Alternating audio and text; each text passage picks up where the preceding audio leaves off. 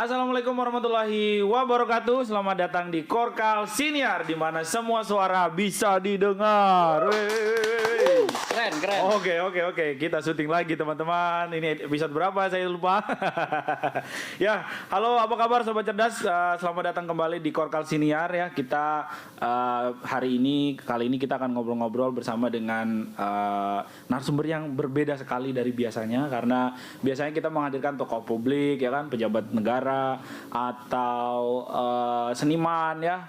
Ini beda banget lah pokoknya ya. Jadi di Kalimantan Timur ini ada salah satu ada salah satu perguruan tinggi Islam yang baru saja mendapatkan berubah status dari Institut Agama Islam Negeri menjadi Universitas Islam Negeri. Nah, tapi ternyata teman-teman tahu lah ya, yang buat teman-teman yang ada di Samarinda dan sekitarnya pasti tahu ada namanya IAIN Samarinda, sekarang berubah jadi Universitas Islam Negeri Sultan Haji Muhammad Idris Samarinda. Panjang sekali namanya ya. Panjang. UIN Sultan Haji Muhammad Idris ya, saya nyontek di bawah sana ya.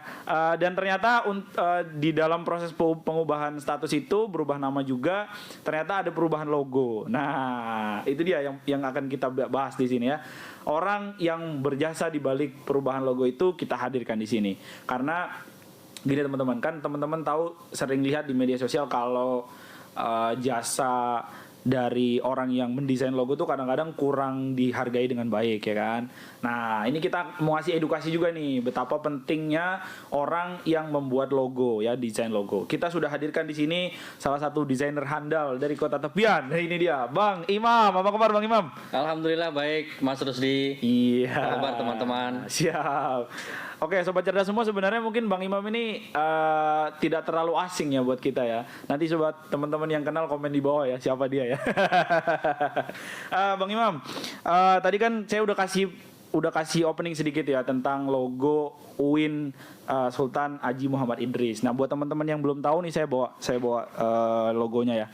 Bisa kelihatan nggak ini?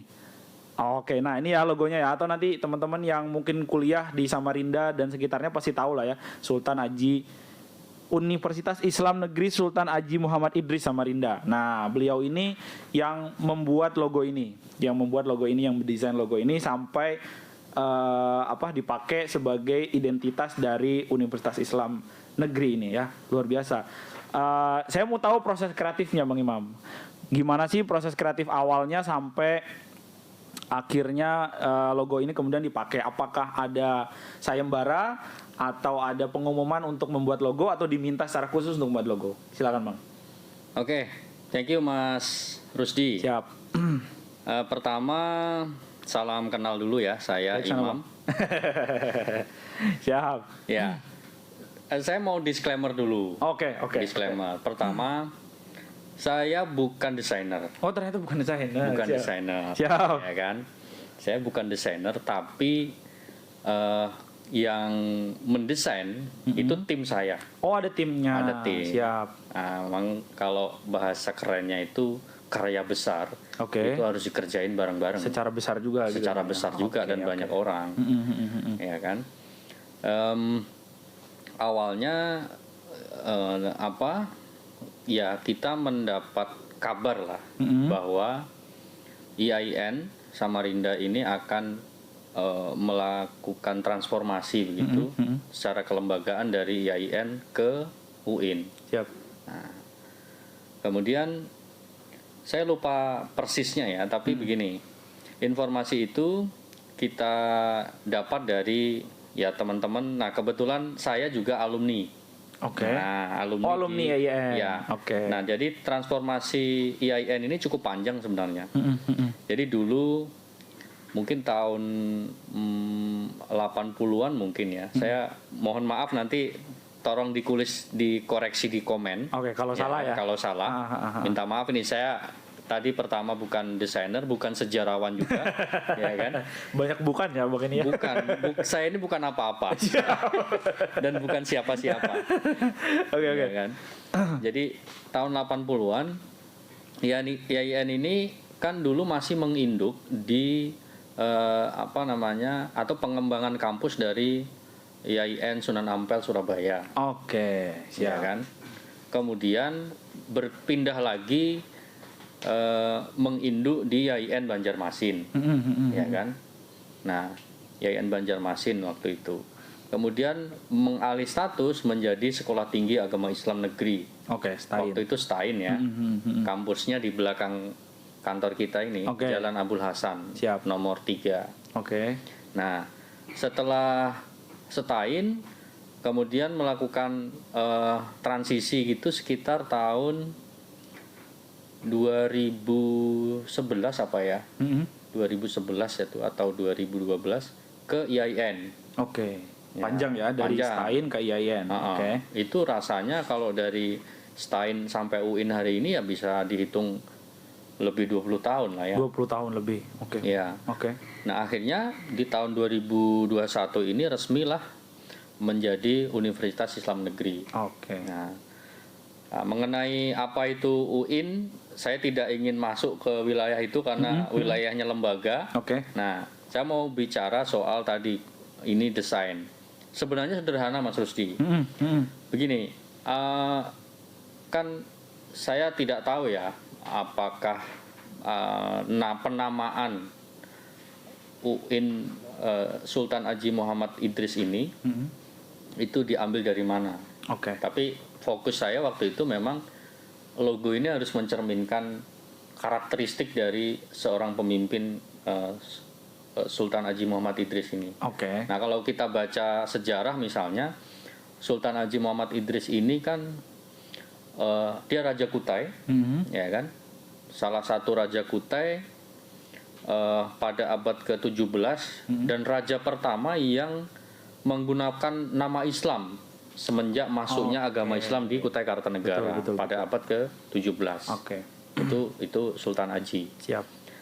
Nah, kemudian ya saya punya teman gitu, ya coba kita seriusin ini. Ya mungkin secara pribadi saya terpanggil untuk, karena saya alumni, saya terpanggil ngumpulin teman-teman untuk mikirin apa namanya logonya. Oke. Ya kan. Oke. Nah, kalau kita lihat logonya, Oke, boleh di. ya. Kalau kita lihat logonya, ya misalnya kan, ya waktu itu gini, waktu itu banyak pendaftar. Kalau saya nggak salah, Sayembara berarti Bang. Sayembara. Nah, jadi pendaftaran tuh dibuka. Ya, misalnya ada juara 1 itu saya dan tim ya. Kemudian juara 2 itu bahkan dari Surabaya kalau nggak salah. Oh, tidak hanya dari wilayah Kalimantan Timur. Benar. Juara 3 itu dari Kaltim. Tapi intinya ini terbuka se-Indonesia. Oke. Nah, karena kita merasa memiliki ikatan dengan IAIN ya. alma mater ya, maka kita dengan tim tentu mencoba merumuskan. Oke. Ya kalau karena ini udah disahkan oleh lembaga sih, saya ingin mengutip beberapa mungkin inilah ya, makna warna dari logo itu sendiri. Ya, misalnya kalau warna hitam ini kan ya kita maksudkan adalah memiliki keteguhan hati, keyakinan yang kuat, netralitas, menerima ilmu. Kemudian warna hijau bermakna ini dominan kedamaian. Warna hijau Bang ya? Ya. Dominan warna hijau. Dominan hijau, ya kan? Menunjukkan kenyamanan, keteduhan, kesantunan, keberlanjutan. Oke. Nah, ada banyak sih warnanya ya. Tapi yang paling prinsip sebenarnya kalau logo ini kita maksudnya ini huruf U, ini huruf I, ini huruf N. Oke. Nah, kalau kita balik, nah seperti ini. Dibalik. Nah, ini juga sama. Oh, tetap UIN. Tetap UIN juga. Ini huruf luar U. Biasa. Ini huruf I. Ini huruf N. Oke, siap. Tapi nggak boleh dibalik memaknainya. boleh dibalik. Oke. Ya kan? Siap. Apa lagi Bang? Apa yang juga mungkin ini ya, filosofi barangkali. Filosofi dari yang sekali lagi kan begini ya. Waktu diumumkan itu ada 3 pemenang. Salah satunya saya. Nah, sampai akhirnya ditetapkan oleh pihak UIN seperti ini adalah kolaborasi dari sekian pemenang. Oh gitu, baik. Jadi platform dasarnya, desain platform Awalnya. dasarnya itu seperti ini. Cuma misalnya kemarin nggak ada aksen ukiran khas Kaltim misalnya Iya. ditambah. Oke. Kemudian logo yang dulu Dipakai. oleh IAIN. Oke. Nah, ini menunjukkan bahwa ini transformasi ini sangat panjang waktunya, sehingga ini disematkan. Oke. Kemudian makna layer 3 buku layer ini juga memiliki makna. Oke. Termasuk ini kita maknai adalah kitab suci begitu ya, kitab Siap. suci Al-Qur'an. Yang menjadi dasar gitu. Ya. Bang. Oh, luar biasa. Itu. Oke. Nah, ya kalau secara filosofi, secara umum ya tadi bahwa UIN ini kan, tapi sekali lagi ini pendapat saya pribadi ya, tidak mewakili lembaga. Tidak ya. mewakili lembaga. Tidak Oke. mewakili lembaga. Mungkin kan setiap universitas itu memiliki kekhasan konsentrasi keilmuan. Oke. Misalnya kalau lu mau belajar tafsir misalnya, ya kan, itu belajarnya di mungkin UIN Syarif Hidayatullah Jakarta misalnya. Lu kalau mau belajar ilmu perbandingan mazhab, usuluddin misalnya, lu belajar di Kalijaga UIN di Jogja berarti kan. Siap. Nah, lu kalau mau belajar tentang pesantren, artinya hiruk pikuk dan dinamika pesantren, pengelolaan sampai pengembangan pesantren, lu belajar di Sunan Ampel misalnya. Nah, UIN Sultan Haji Muhammad Idris ini apa? Oke. Nah, konsentrasinya. Ciri khasnya lah ya. Ciri khasnya. Maka UIN ini saya berpendapat memang berkeinginan untuk berkonsentrasi pengembangan keislaman dalam konteks budaya lokal, artinya budaya. Bagaimana konsepsi tentang budaya itu tidak bertentangan dengan konsepsi ilmu pengetahuan, khususnya Islam. Siap. Seperti itu. Artinya begini, kalau ada penelitian mengenai budaya-budaya keislaman atau budaya-budaya yang mungkin bersinggungan dengan pengetahuan Islam, lu belajarnya di UIN. Oke, itu UIN Sultan Haji Muhammad Idris. Misalnya bagaimana potensi budaya lokal, terutama misalnya orang-orang Kutai, orang-orang Dayak, misalnya orang-orang asli Kalimantan misalnya, lu belajarnya di UIN Sultan Haji.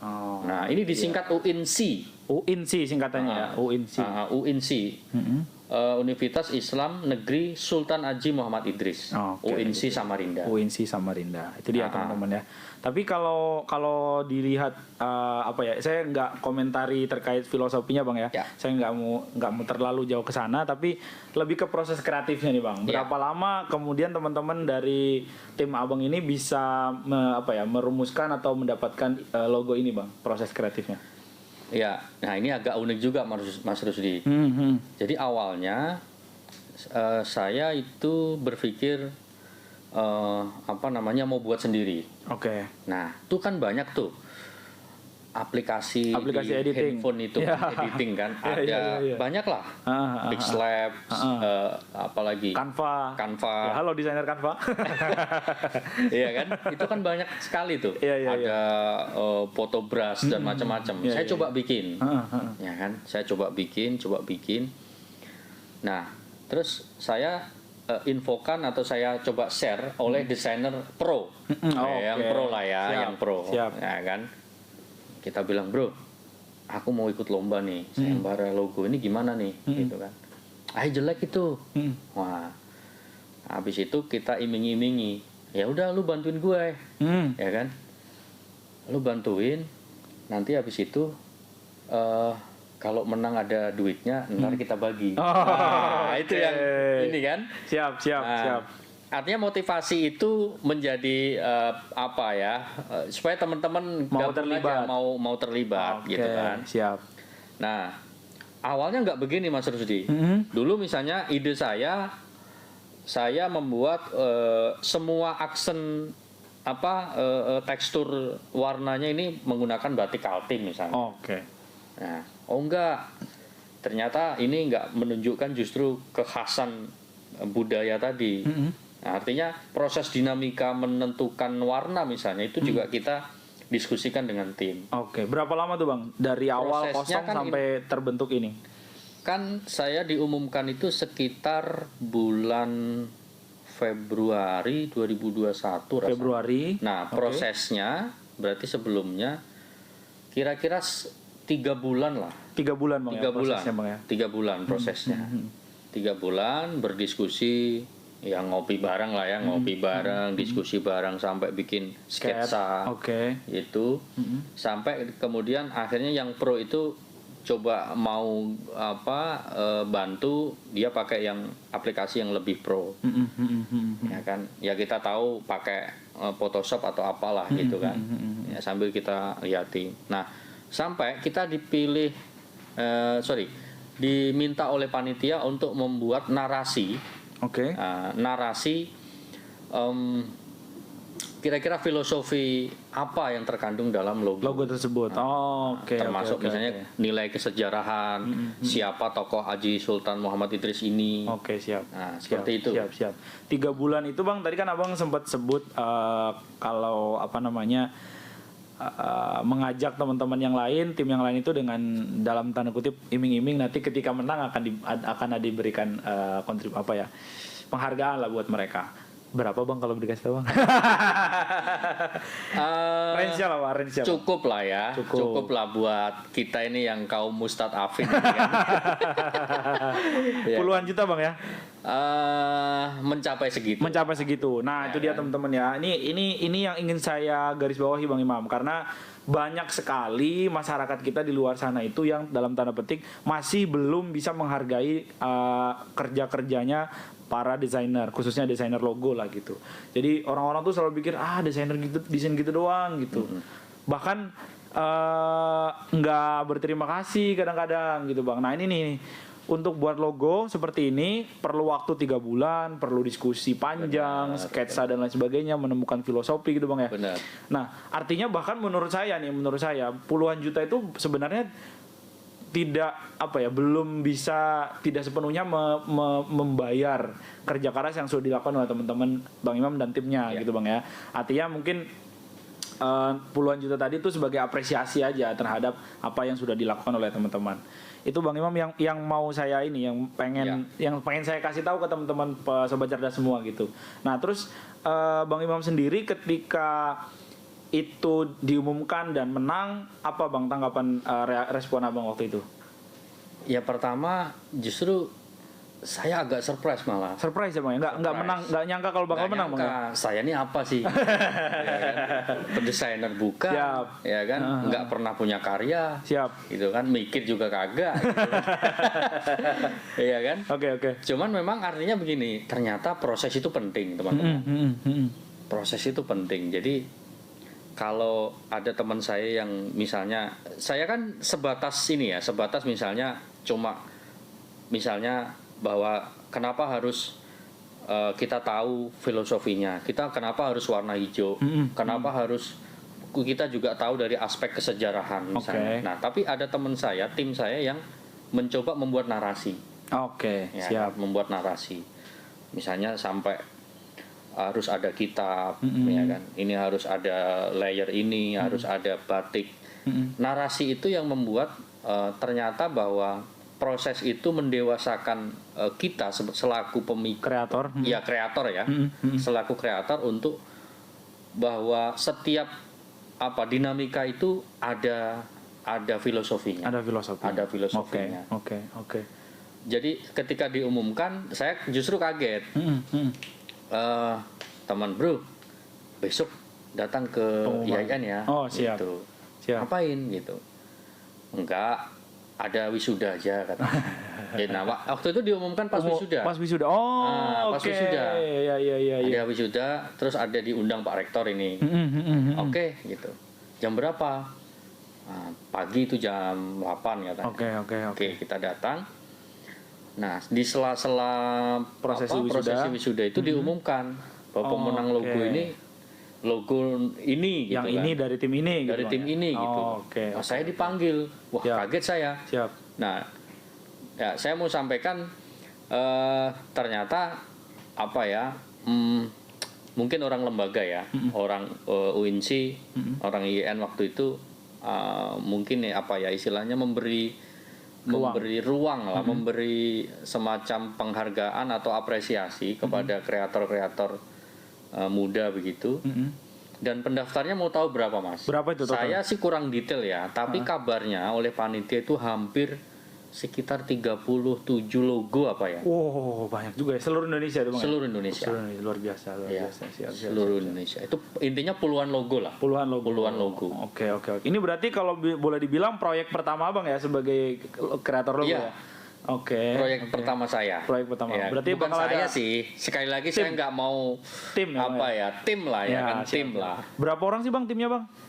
Timnya nggak banyak sih. Ada yang desainer 1, ya 4 orang lah. 4 orang. 4 Oke. orang. Berarti setelah ini apakah akan membuka jasa kemudian Bang untuk Ya kalau setelah debut pertama ini kan? ya mungkin diperlukan, mungkin kita siap bantu. Oke, siap. Karena memang motivasi kita Awalnya untuk itu IAIN ini tidak untuk komersil ya. Oh, Jujur tidak untuk komersil. Jadi awalnya terpanggil, kemudian teman-teman ada yang bisa desain. Saya juga pecinta desain gitu ya. Saya pecinta desain, punya banyak aplikasi apa itu? Desain mobile. Desain mobile itu. Nah, kita coba aplikasi, teman menyambut, terus kemudian didukung motivasi yang puluhan tadi itu. Memang itu motivasi yang sangat luar biasa, Pak. Nah, itu yang penting ya kan? Iya. Nah, akhirnya kita coba ikutin Eksekusi lomba. Bang ya. Oh, oke. Berarti sebelumnya memang Abang dan tim ini belum pernah terlibat atau mengikuti sayembara gitu Nggak sebelumnya? pernah. Nggak pernah. Nggak pernah. Oke. Tapi kalau setelah disampaikan ke pihak IAIN, ke pihak UIN sekarang, apa Bang respon mereka Bang dengan logo yang ada ini? Apakah puas atau gimana? Ya, pertama waktu itu disampaikan Pak Rektor, Pak Ilyasin menyampaikan terima kasih atas apresiasinya. Siap. Pandangan beliau secara pribadi ini mewakili semangat restorasi pendidikan Islam ya di Kalimantan Timur. Oke. Semangat apa kalau kita bilang perubahan besar pendidikan Islam di Kalimantan Timur. Nah, puncak dari lembaga pendidikan Islam kan ya UIN ya. Iya, betul. UIN. Nah, apresiasinya tentu ada desainer-desainer muda yang ternyata Yang juga di luar alumni sana, gitu ya? yang juga alumni yang di luar sana ternyata menyambut baik Sayembara itu. transisi dari IAIN ke UIN. Siap. Sebenarnya berarti UIN ini juga persembahan pendidikan Islam untuk warga Kaltim juga ya sebenarnya ya. Karena walaupun posisinya di Samarinda tapi kan masyarakat Kaltim bisa mengakses untuk pendidikan di tingkat universitas. Bang, kalau tadi kan saya sempat singgung kalau misalnya ke depan bakal buka jasa untuk desain logo, apakah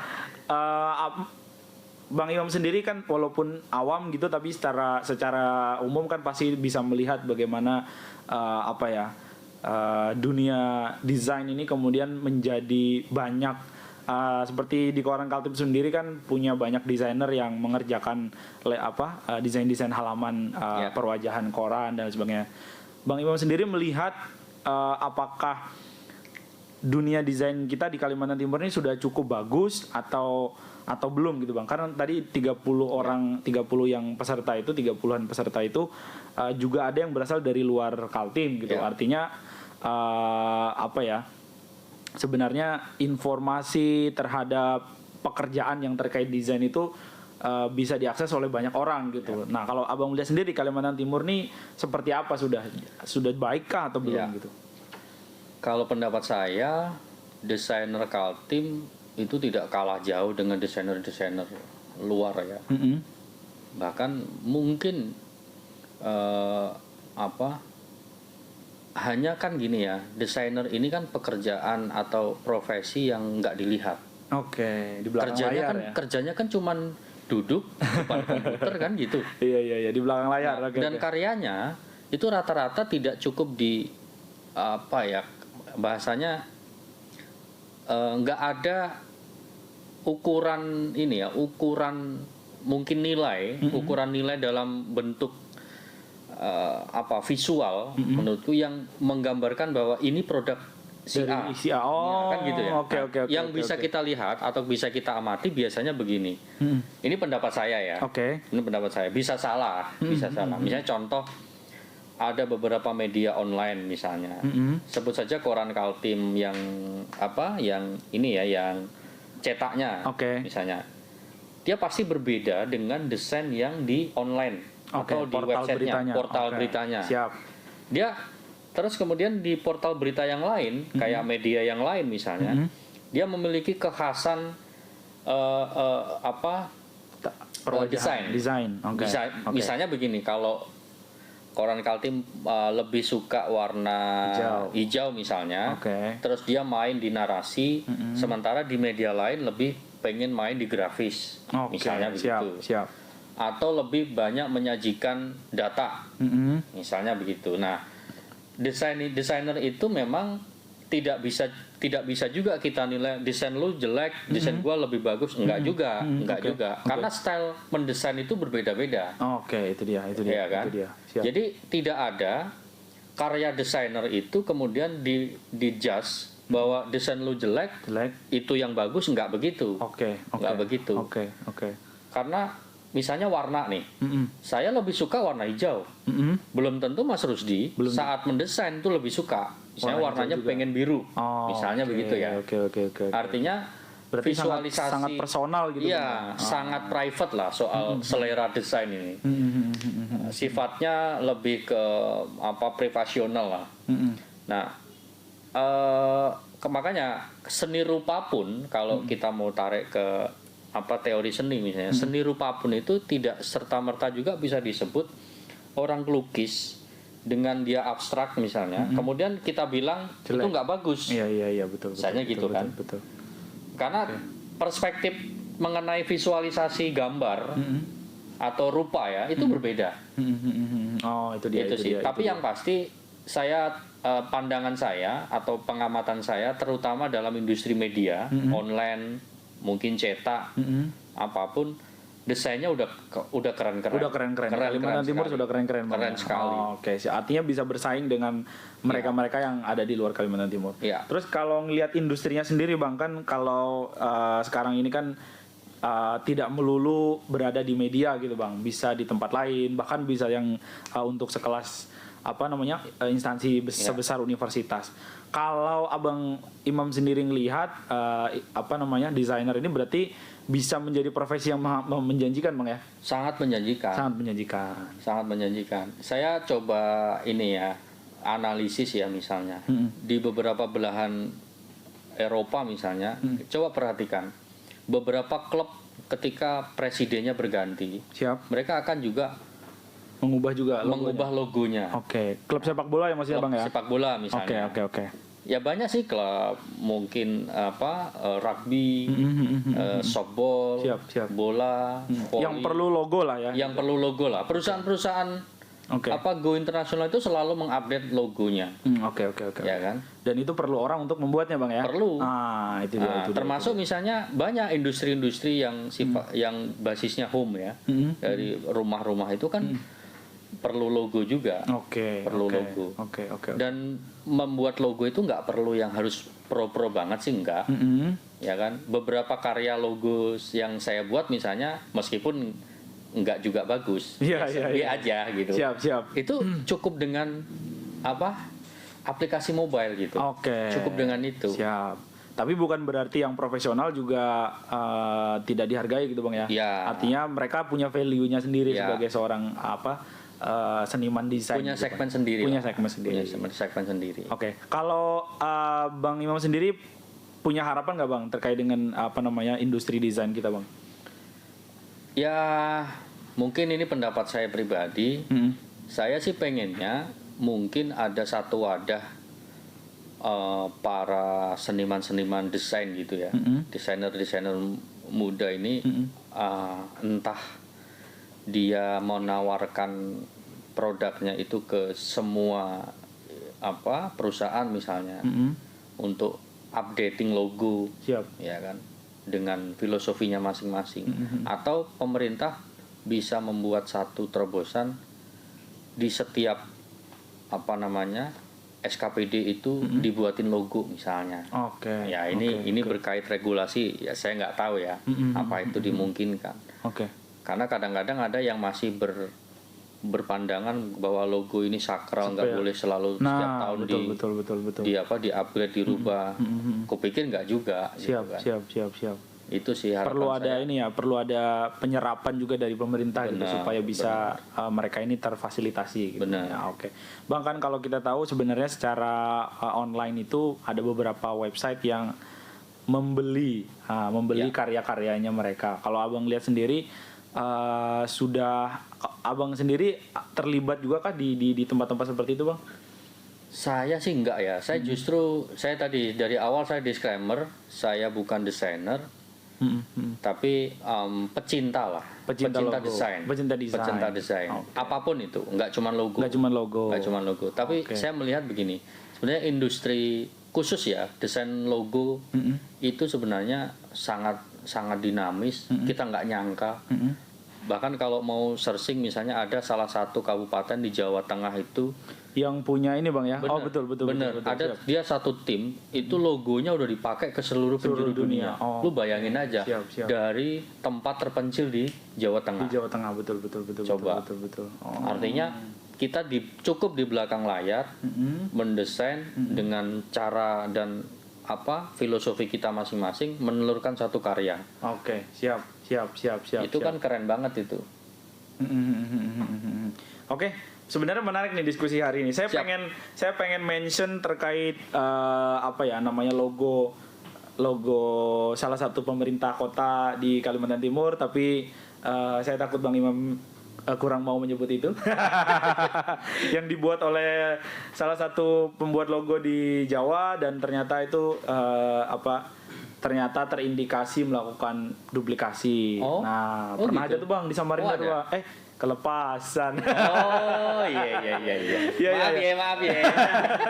Saya cuma mau kasih tahu teman-teman gitu. ini nih ada seperti Bang Imam yang orang Samarinda asli dan bersama timnya juga tentu saja mungkin desainer-desainer lokal yang punya kualitas yang bisa membuat desain yang juga tidak kalah bagus dengan orang-orang yang ada di luar. Saya mau kasih tahu itu SKPD, pemerintah kota atau siapapun lah ya yang memang memerlukan desain, logo dan lain sebagainya.